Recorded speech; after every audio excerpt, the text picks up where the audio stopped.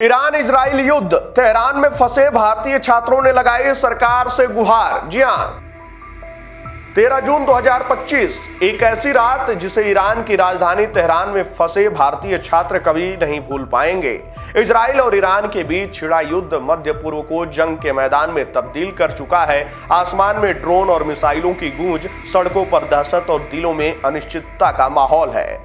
इस युद्ध की आग में फंसे हैं सैकड़ों भारतीय छात्र जो अपनी पढ़ाई के लिए ईरान आए थे, लेकिन अब अपनी जान बचाने के लिए भारत सरकार से मदद की गुहार लगा रहे हैं। यह है उनकी कहानी, उनकी हिम्मत और उनके डर की दास्तां। 13 जून 2025 की सुबह, जब सूरज अभी उगा भी नहीं था, इजराइल ने ऑपरेशन राइजिंग लायन के तहत ईरान के सैन्य और परमाणु ठिकानों पर भीषण हवाई हमले शुरू किए। इजरायली वायुसेना के 200 से अधिक लड़ाकू विमानों ने तेहरान, नतांज और फोर्डो जैसे महत्वपूर्ण स्थानों को निशाना बनाया। इस हमले में ईरान के रिवॉल्यूशनरी गार्ड के प्रमुख जनरल हुसैन सलामी और सेना के चीफ ऑफ स्टाफ अली सादमानी सहित कई शीर्ष सैन्य अधिकारी और वैज्ञानिक मारे गए। ईरान ने जवाब में ऑपरेशन प्रॉमिस 3 के तहत इजराइल पर 100 से अधिक बैलिस्टिक मिसाइलें और ड्रोन दागे। तेल अवीव में मिसाइलों की बारिश ने दहशत मचा दी। इस युद्ध ने न केवल मध्य पूर्व को हिलाकर रख दिया, वहां मौजूद हजारों भारतीय नागरिकों, खासकर छात्रों के लिए एक भयावह स्थिति पैदा कर दी। तबिया जहरा, जो कश्मीर की रहने वाली है, MBBS द्वितीय वर्ष की छात्रा हैं, उन्होंने कहा, शुक्रवार की सुबह करीब 3:20 पर हमने पहला ब्लास्ट सुना। यह इतनी तेज आवाज थी कि हमारी नींद उड़ गई। हमने खिड़कियों से बाहर देखा तो काला धुआं दिखाई दिया।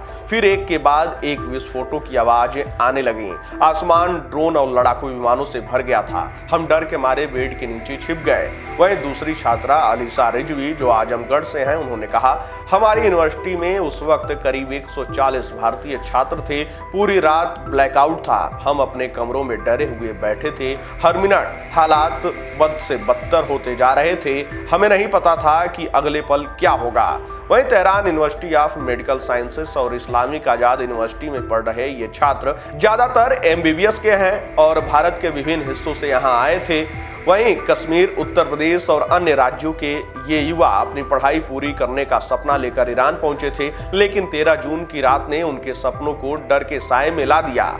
वहीं एक और छात्र अनाम ने कहा कि हमारी यूनिवर्सिटी के अधिकारियों ने हमारी बहुत मदद की। जैसे ही विस्फोट शुरू हुए, हमारे वाइस डीन हमें देखने आए और हमें शांत किया। शाम तक डीन भी पहुंचे और हमें आश्वासन दिया कि सब ठीक हो जाएगा। लेकिन वो रात इतनी खौफनाक थी कि हमें अब यहाँ एक और रात बिताने का साहस नहीं है। वहीं यूनिवर्सिटी प्रशासन ने छात्रों की हिम्मत बढ़ाई, लेकिन लगातार विस्फोटों और ड्रोन हमलों की आवाजों ने माहौल को तनावपूर्ण बना दिया। छात्रों ने अपने परिवारों से संपर्क करने की कोशिश की, लेकिन इंटरनेट और संचार सेवाओं में रुकावट ने उनकी मुश्किलें बढ़ा दी। वहीं ईरान में बिगड़ते हालात को देखते हुए भारतीय दूतावास ने तुरंत कदम उठाए। 13 जून को दूतावास ने एक एडवाइजरी जारी की, जिसमें भारतीय नागरिकों को सतर्क रहने, अनावश्यक यात्रा से बचने और स्थानीय प्रशासन के निर्देशों का पालन करने की सलाह दी गई। दूतावास ने 24x7 हेल्पलाइन नंबर जारी किए। साथ ही एक टेलीग्राम लिंक बनाया गया ताकि ईरान में मौजूद भारतीय नागरिक दूतावास से सीधे संपर्क कर सकें।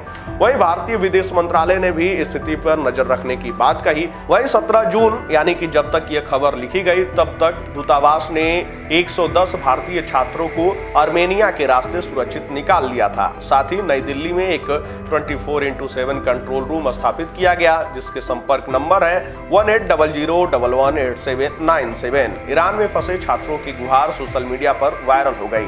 एक पोस्ट में लिखा गया कि हम लोग 3 दिन से सोए नहीं हैं। जम्मू कश्मीर के छात्र संघ JKSA ने बताया कि ईरान में करीब 1300 कश्मीरी छात्र पढ़ाई कर रहे हैं, जो अब असुरक्षा के माहौल में हैं। उमर अब्दुल्ला ने भी विदेश मंत्रालय से तुरंत कदम उठाने की मांग की। वहीं भारतीय विदेश मंत्रालय ने दोनों देशों से संयम बरतने और कूटनीति के रास्ते समाधान निकालने की अपील की। वहीं प्रधानमंत्री नरेंद्र मोदी ने इजरायली PM बेंजामिन नेतन्याहू से बात की और क्षेत्र में शांति की आवश्यकता पर जोर दिया।